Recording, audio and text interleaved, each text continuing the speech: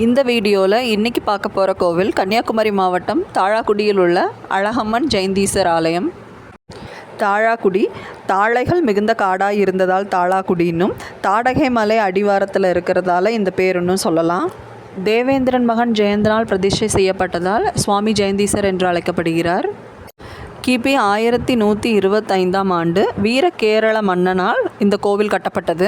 கிபி 1325ஆம் ஆண்டில் தான் அழகம்மன் கோவில் கட்டப்பட்டிருக்கு. பாண்டிய நாட்டு முறையை பின்பற்றி இங்கே சுவாமியோட வலது பக்கத்தில் தான் அம்மன் இருப்பாங்க.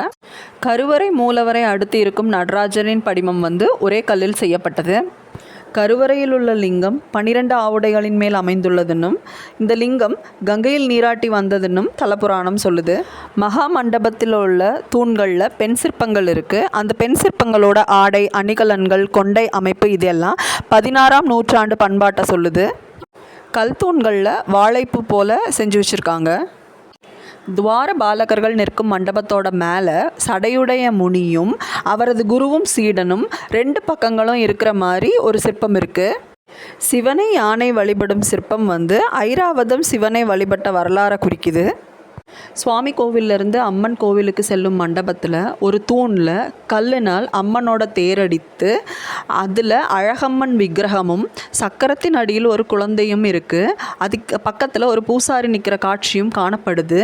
இது தெய்வ சோதனையை குறிக்கலாம்னு சொல்கிறாங்க. இந்த கோவிலில் நடக்கிற திருவிழாக்களில் திருக்கல்யாணம் மிக முக்கியமான ஒன்று.